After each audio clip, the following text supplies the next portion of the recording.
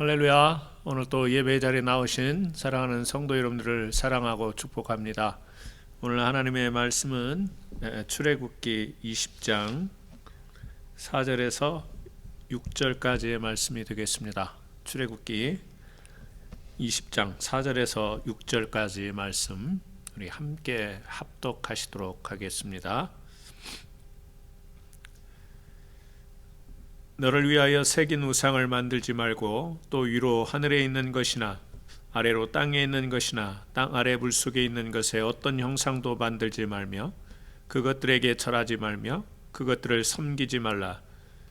나 내 하나님 여호와는 질투하는 하나님인즉 나를 미워하는 자의 죄를 갚되 아버지로부터 아들에게로 3, 4대까지 이르게 하거니와 나를 사랑하고 내 계명을 지키는 자에게는 1000대까지 은혜를 베푸느니라. 아멘. 오늘은요 우리 십계명 세 번째 시간입니다. 십계명으로 우리가 따지자면 오늘은 제 2계명에 해당하는 내용으로 여러분과 함께 은혜를 나누겠습니다. 1계명에서 하나님 외에 다른 신을 섬기지 말라고 그랬죠. 다른 신이 하나님과 같은 동격의 신이 존재해서가 아니라 인간들이 하나님과 같이 여기는 신을 만들어 놓고 그것을 숭배하는 것에 대한 금지였습니다. 오늘 두 번째 계명은요, 이제 하나님을 섬기는데 그 하나님을 섬기면서 하나님을 보이는 그리고 또 만질 수 있는 감각으로 느낄 수 있는 그런 형상을 만들어서 하나님을 섬기지 말라라고 하는 그런 내용이 되겠습니다. 그러니까 하나님을 섬기는 방식, 예배하는 방식, 또 예배자의 그 마음 자세, 이것이 어떠해야 되는가를 하나님께서 우리에게 가르쳐주는 그런 계명이라고 할 수도 있겠죠. 이 하나님을 어떤 형상으로 그려보려는 노력은 구약에 보면 여러 차례 성경에서 등장하는 것을 우리가 볼 수가 있습니다. 여러분 대표적으로 기억나는 여러분 사례가 무엇이죠? 금송아지 사건 기억하시죠? 모세가 시내산에 올라가서 40일 동안 율법을 받고 있을 때 이스라엘 백성들은 모세가 보이지 않자 불안하기 시작했습니다. 그러다가 이제 자기들과 함께 남아있던 모세의 형 아론에게 이렇게 요구를 하죠. 출애굽기 32장 1절에 보면 우리를 인도할 신을 만들라. 이 모세 곧 우리 애굽 땅에서 인도해 낸 사람은 어찌 되었는지 알지 못함이니라. 이스라엘 백성들은 애굽에 살 동안에 수많은 애굽의 신들을 보면서 살았잖아요. 그 주변의 종교와 문화를 통해서 이스라엘 사람들은 당연한 사실처럼 그렇게 눈에 보이는 신상 이런 것들이 너무나도 자연스럽게 익숙해졌던 것입니다. 그래서 이스라엘 백성들이 이제 모세가 인도하는데 40일 동안 보이지 않으니까 좀 두렵고 불안하죠. 그래서 그들이 불안하니까 아론에게 요청하기를 눈에 보이는 하나님, 눈에 자기네들이 안심할 수 있도록 볼 수 있는 하나님, 이것을 요청한 것입니다. 그런데 아론의 반응이 좀 의외예요. 왜냐하면 아론이 그 백성들을 다그치고 그러면 안 된다 할 줄 알았는데 아론은 금을 모으죠. 금을 모아서 금 송아지를 만듭니다. 그러면서 출애굽기 32장 4절에 이렇게 아론은 이야기해요. 이스라엘아, 이는 너희를 애굽의 땅에서 인도해낸 너희의 신이로다. 참 성경을 보면서도 이해가 안 되는 부분 중에 하나입니다. 그래도 모세의 형 아론이면 모세와 함께 그래도 이스라엘 백성들을 인도하는 어떤 인도자의 그런 편에 있는데 어떻게 이렇게 이야기를 할 수 있을까? 그러니까 그 금송아지가 신이다 이 말이 아니라 하나님을 이 금송아지를 만들어 놓고 보이는 하나님으로 그렇게 여긴 것이죠. 그러니까 이 하나님은 볼 수도 없고 또 만질 수도 없는 그런 무소부지하신 하나님인데 이 백성들이 불안하니까 눈에 보이는 하나님을 요구할 때 아론은 금송아지를 만들어 놓고 너희를 인도해낸 너희의 신이다, 하나님이다, 이렇게 이야기를 했다라는 것이죠. 그런데 왜 이스라엘 아론은 송아지를 만들었을까? 뭐 다른 동물들도 있을 텐데요. 송아지는 히브리어로 에겔이라는 단어를 쓰는데요. 이 에겔이라는 이 단어의 본 의미는 힘이라는 의미를 가지고 있습니다. 그러니까 이스라엘 애굽에서 인도해낸 하나님의 힘, 하나님의 능력, 권능, 이것을 송아지에 담아보려고 했던 것이죠. 또 여러분, 성경에서 이렇게 하나님을 어떤 형상으로 그려보려는 노력, 우리가 볼 때는 이게 아닌데 이 성경에서 보면 그런 사례들을 볼 수가 있는데요. 그 사사기 17장과 18장에 보면 에브라임에 미가라는 사람이 등장을 해요. 이 미가라는 사람이 자기 어머니가 잃어버린 이 은 1,100을 되찾아 줍니다. 사사기 이 17장 18장에 나오는 이야기인데요. 그랬더니 그 어머니가 이 아들 미가를 위해서 은으로 신상을 만들어주는 그 이야기가 나와요. 사사기 17장 2절 3절 말씀입니다. 내 아들아, 여호와께 복받기를 원하노라. 누구에게요? 여호와께. 미가가 은 1,100을 그의 어머니에게 도로 주매 어머니가 이르되 내가 내 아들을 위하여 한 신상을 새기며 한 신상을 부어 만들기 위해 내 손에서 이 은을 여호와께 거룩히 드리노라. 그러니까 여기는요, 여호와를 섬겨요. 하나님을 섬깁니다. 그리고 또 여호와께 복받기를 원한다. 우리 자식이 그런 고백을 한단 말이에요. 그런데 그 아들을 위하여 신상을 만들어서 그리고 신상을 부어 만들기 위해서 그것을 은을 여호와께 거룩히 드린다. 이게 도대체 뭡니까? 여호와께 복받기를 바라고 그러는데 신상을 만들어 놓고 그 신상을 만드는 은을 물질을 또 여호와께 바친다. 이렇게 이야기하는 것이죠. 그러니까 여호와 하나님을 제껴놓고 그냥 어떤 신상을 만들어서 그것을 숭배하겠다라는 게 아니에요. 이게 다 믹스가 된 겁니다. 하나님, 거룩한 하나님 앞에 우리 자식이 축복받기를 원합니다. 그런데 그 축복받는 우리 아들을 위해서 하나님 앞에 물질을 받죠. 그 물질로 신상을 만들겠습니다 라고 하는 것이죠. 그러니까 가만히 보면 자식 잘 되라고 하는 일이에요. 자식 잘 되라고. 근데 자식 잘 되라고 하는 일인데 뭔가 눈에 보이는 신상을 만드는 것을 볼 수가 있죠. 사사기 17장 4절에 보니까 미가가 그 은을 그의 어머니에게 도로 주었으므로 어머니가 그 은 200을 가져다가 은장 세개에 주 한 신상을 새기고 한 신상을 부어 만들었더니 그 신상이 미가의 집에 있더라. 그 사람 미가에게 신당이 있으므로 그가 에봇과 드라빔을 만들고 한 아들을 세워 그의 제사장으로 삼았더라. 여기 에봇과 드라빔이 등장하는 것을 보면 하나님을 섬기면서도 이 미가의 어머니에게는 지금 이렇게 신상이 그의 신앙에 들어와 있습니다. 하나님을 잘 섬기겠다라는, 또 하나님께 복받겠다라고 하는 신앙적 동기가 있지만 행위는 신상을 만드는 행위.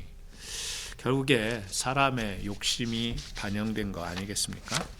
그러니까 오늘 여기 우리가 오늘 읽은 20장 4절 말씀을 보게 되면 너를 위하여 새긴 우상을 만들지 말고 그랬어요. 앞에 뭐가 등장하죠? 너를 위해서. 그리고 신명기에 똑같이 십계명이 나오는데 거기는 뭐라고 나오죠? 자기를 위하여 새긴 우상을 섬기지 마라 그랬습니다. 하나님이 보실 때 백성들이 너희고 또 사람들의 입장에서 볼 때 자기를 위하여 새긴 우상을 섬기지 말라. 그러니까 1계명에서 우상 숭배도 그렇고요. 2계명에서도 신상을 새겨놓는 이것은요, 결국에는 자기들을 위하여 그렇게 눈에 보이는, 왜냐하면 눈에 보이지 않으면 불안하니까. 또 솔로몬 이후에 이스라엘이 남과 북으로 나뉘지 않습니까? 그래서 북이스라엘, 남유다라고 부르는데 북이스라엘은 여로보암을 통해서 10지파가 보이게 되고 남쪽은 유다와 베냐민 지파. 그래서 솔로몬의 아들인 르호보암이 왕이 되지 않습니까? 그런데 남쪽 유다에 예루살렘이 있고 예루살렘에 성전이 있으므로 이제 절기가 되면 북쪽에 살던 이스라엘 백성들도 이 예루살렘을 찾게 되는 것을 이 여로보암이 보게 되죠. 그것을 본 여로보암이 이렇게 자꾸 예루살렘을 왕래하다 보면 백성들의 마음이 달라지지 않을까, 자기 자리가 또 위태롭지 않을까, 이런 생각에 백성들에게 예루살렘까지 가지 말고, 그래서 이 금송아지 2개를 만들어 가지고요, 하나는 베델에, 하나는 단이라고 하는, 그러니까 북이스라엘 쪽이죠. 예루살렘 남쪽이 아니라 북이스라엘 쪽에다가 금송아지 2개를 만들어서 베델과 단에다가 놓고 여기에서 하나님을 예배하라고 그렇게 명령을 합니다. 뭐 송아지상은 앞에서도 이야기했지만 힘을 상징하는 건데요. 이것은 어떤 목적이죠? 하나님께 온전히 제사를 드리고 절기를 지키려고 하는 것보다는 정치적인 동기가 분명합니다. 예루살렘에 법궤가 있고 하나님의 성전이 있는데 베델과 단에 송아지상을 넣어놓고 하나님을 섬기라. 결국에는 정치적인 목적이죠. 이렇게 자꾸 조각으로 또 신상으로 송아지로 만들어 놓고 섬기는 사람들의 이 마음은 무엇일까? 여러분, 사람은 눈에 보여서 그게 자기가 확인이 되고 이것을 확증을 해야 이렇게 믿어지기도 하고 또 안심이 되고 하는 그런 성향을 우리가 가진 것 같습니다. 하나님께서 우리를 이끄실 때요, 보이지 아니하시는 하나님, 우리와 같은 어떤 형상을 가지시고 또 이렇게 하시는 그런 하나님이 아님을 이미 성경을 통해서 또 하나님은 그렇게 계시를 통해서 우리에게 알려주셨건만, 우리 사람들은 눈으로 볼 수 없고 무소부지하시다면 불안하기 때문에 어떤 한 군데의 위치를 정해서 내가 계속 찾아 확인하고 눈으로 보고 이러려고 하는 성향, 우리 사람들에게 있다라고 하는 것이죠. 결국에는 사람들이 자기를 위하여 자기의 안정성을 보장받고 싶은 이런 욕망이 바로 신앙 안에 담겼기 때문에 모양을 만들어서 섬기게 되는 것이죠. 여러분, 우리가 신상을 만들어서 모양을 만들어서 그것을 하나님의 권위로 두고 이렇게 믿으려고 하는, 그래서 안 되는 이유, 첫째는 하나님을 제한하기 때문에 그렇습니다. 하나님은 딱 어느 곳에만 계시는 하나님이 아니시잖아요. 또 어느 시간에 한정이 돼서 그 시간에 머무르고 또 어느 장소에 한정이 제한이 되어서 머무르시는 하나님이 아니시란 말입니다. 근데 이스라엘 백성은 우리를, 인간들을 대표하는 이런 모습으로 성경에 나타나잖아요. 이 인간들은 하나님을 굉장히 제한적, 우리의 사고와 우리 생각 속에 그 제한적인 이 사고가 하나님의 영역까지 그렇게 제한하려고 하는 이런 성향이 있는 것이죠. 사무엘상 4장에 보면 엘리제스장 시절이에요. 이스라엘과 블레셋이 전쟁이 일어납니다. 싸움에서 이스라엘 백성들이 4,000명이 죽임을 당해요. 그래서 이 이스라엘의 장로들이 모여서 회의를 합니다. 회의를 한 결과가 뭐냐면, 우리의 법궤를 전쟁에 가지고 나가자. 왜? 이 법궤라고 하는 것은 하나님의 임재의 상징이니까 그 싸움에 하나님이 임재하시면 우리가 승리할 수 있다, 이런 논리겠죠. 그런데 이 싸움에서 하나님이 우리와 함께 하시면 이긴다고 한다면 법궤를 가지고 가지 않아도 그 하나님을 찾고 하나님께 구해야 되는 건데, 이 사람들은 이 법궤를 가지고 나가면 그 법궤가 어떤 주술적인 힘이 있는 것처럼 그 법궤의 힘을 통하여서 승리할 거라고 생각을 하는 거죠. 이게 잘못된 것이죠. 결과가 어떻게 되나요? 언약궤가 오니까 블레셋 사람들도 놀래요. 자기네들도 위기를 느껴요. 왜냐하면 그 법궤가 뭔지를 대략은 알거든요. 그래서 이 블레셋 사람들이 결의를 다지는 내용이 나와요. 사무엘상 4장 9절에 이스라엘 백성들이 하는 말이 아니고 블레셋 사람들이 하는 말이에요. 사람들아, 강하게 되며 대장부가 되라. 왜냐하면 저쪽은 법궤를 가지고 싸움에 나온대. 그런데 아무래도 저게 심상치가 않아. 우리가 죽을 각오를 하고 싸우자, 이제 이런 지금 단계를 호소하는 그런 구절이잖아요. 그래서 그 싸움을 벌였는데 이스라엘이 이겨야 될 것 같았는데 앞에 1차 전쟁에서는 4천 명이 죽음을 당하고 법궤를 가지고 나가서는 3만 명이 죽게 되는 이런 결과가 나와요. 이스라엘 장로들의 생각과 전혀 다른 결과가 나왔죠. 왜? 그들은 법궤 가지고 가면 이길 줄 알았어요. 법궤, 하나님이라고 생각하니까, 하나님의 임재라고 생각하니까. 근데 그 법궤라고 하는 그 자체가 어떤 힘이 있는 게 아니잖아요. 그게 어떤 권능이 있는 게 아니잖아요. 그것은 그냥 죽은 물건이에요. 하지만 하나님이 거기에 임재하시고 권위를 두시고 나타나시고 이런 것이죠. 그러니까 이들이 하나님을 찾긴 했지만 결국에 의지했던 것은 하나님이 아니라 법궤를 의지하는 거예요. 그걸 통해서 그 싸움에서 그 기대와 다른 결과가 초래된 것을 우리는 볼 수 있습니다. 하나님 모양을 만들어서 섬기는 것이 안 되는 이유는 결국에는 그 모양을 새겨서는 그거 가지고는 그 자체 하나님의 위엄과 영광과 높으심을 표현할 수가 없기 때문에 그렇습니다. 신명기 4장 11절 12절에 보면 너희가 가까이 나와서 산 아래 서니 그 산에 불이 붙어 불길이 충전하고 어둠과 구름과 흑암이 덮였는데 여호와께서 불길 중에서 너희에게 말씀하시되 음성뿐이므로 너희가 그 말소리만 듣고 형상은 보지 못하였느니라. 그러니까 하나님이 임재하실 때에 하나님의 형상은 보지 못하고 음성만 소리만 들었다, 지금 그런 이야기예요.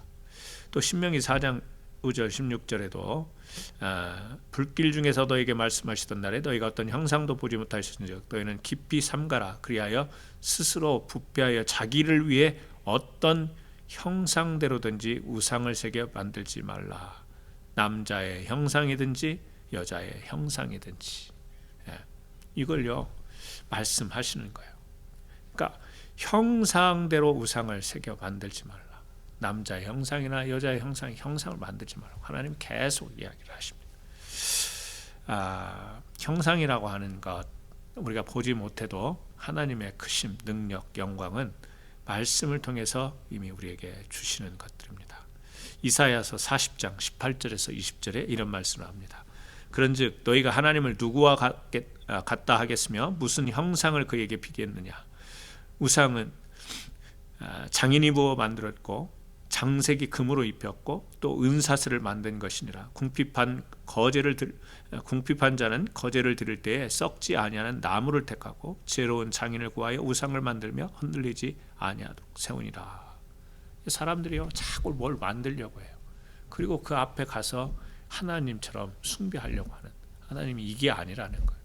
왜냐하면 그 사람들 마음속에 이미 이렇게 자꾸 뭘 만들어 놓고 그곳을 찾아가서 거기에 숭배하려고 하는 이런 모습 속에 인간의 생각이 굉장히 많이 들어가 있는 거 아니겠어요? 하나님은, 신앙은 하나님을 바라보는 것은 인간의 생각을 내려놓고 하나님이 주신 말씀대로 살아가는 것, 이것이 신앙인데 우리 사람들은 우리 생각을 많이 앞세우면서 하나님을 섬기려고 하는 거예요. 그러니까 우리 생각에는 눈에 보여야 안심이 되고, 또 우리 신앙이라고 하는 것이 뭔가 그 대상을 봐야 이렇게 뭔가 신앙이 마음이 끌리고 또 거기에 집중하게 되고, 이런 성향이 있기 때문에 그렇습니다. 그래서 우리가 어떤 것을 만들어 가지고 그것을 우상은 아니더라도 하나님을 섬기려고 한다. 혹시 우리 이제 교회에도 그런 논란이 있었습니다만, 십자가를 보면서 우리 마음이 이렇게 모아지고 집중이 되고 하나님의 은혜, 예수 그리스도께서 십자가상에서 돌아오심으로 우리의 죄가 대속되어진 것을 우리가 늘 기억하고 이런 것은 되는 거지만, 저 십자가가 없으면 교회 같지 않고, 저 십자가가 없으면 뭔가 허전하고, 십자가가 없으면 자동차에 십자가를 걸어놓지 않으면 사고 날 것 같고, 집에 십자가를 달아놓지 않으면 집에 무슨 안 좋은 일이 생길 것 같고, 이거는요 이미 우리 인간의 생각 속에 우리가 벌써 이 생각 속의 형상을 만드는 거죠. 물론 뭐 교회의 어떤 형상, 종교계에 갈 때 가톨릭의 그 마리아상, 또 그들이 섬기는 성인상, 모든 걸 막 타파하고 막 이런 개혁들이 일어났습니다. 그런 것들이 있다고 해서 또 그것을 숭상하고 또 숭배하고 이런 것은 아니라 할지라도, 물론 가톨릭은 뭐 숭배를 하기도 해요. 숭배하는 것이 아니고 그냥 이렇게 장식물로도 존재할 수도 있고요. 근데 거기에 우리가 신격을 부여를 하면 안 되는 거죠. 우리 교회 가운데 십자가에 달려 있는데 그것을 통해서 주님을 생각하고 하나님의 은혜를 생각하고 나의 죄를 생각하고 이러면서 하나님께 가까이 가도록 하는 어떤 하나의 매개체는 될 수 있을지언정, 이 십자가가 막 우리의 병을 고치고, 이 십자가가 막 무슨 나에게 어떤 주술적인 힘을 주고 이런 것은 아니죠. 만약에 십자가를 그렇게 여긴다면 십자가가 우상입니다. 그러나 상징이면서 우리로 하여금 하나님을 바라보게 만드는 도구라고 생각한다면 우리가 무방하겠죠. 그래서 우리가 인간의 생각 속에는 자꾸 뭔가를 이렇게 눈으로 확인하고 또 제한하면서 거기에 이렇게 몰입을 해야만 마음이, 두려움이 사라지고 집중하게 되는 이런 성향의 어떤 그 신앙, 바른 신앙은 아니지만 그런 것이 존재하는 것이죠. 그래서 칼빈은 기독교 강요에서 이런 이야기를 합니다. 우리의 지성은 우상을 만들어내는 공장이다. 사람들이 지적이고 이성이 있고, 그런데 그것이 우상을 만들어내는 공장이 될 수 있다. 결국에 이계명에서 뭐라고 이야기하죠? 자기를 위하여. 그러니까 우상을 형상을 만드는, 하나님 섬긴다고 해서 형상을 만들어 놓고 그걸 의지하는 것은 결국에는 자기를 위하여, 자기 생각에서 자기를 위하는 방법을 찾는 것이죠. 인간의 생각으로 만들어낸 하나님, 이것에 대해서 성경은 이야기를 합니다. 이사야 1장에도요 이런 이야기를 해요.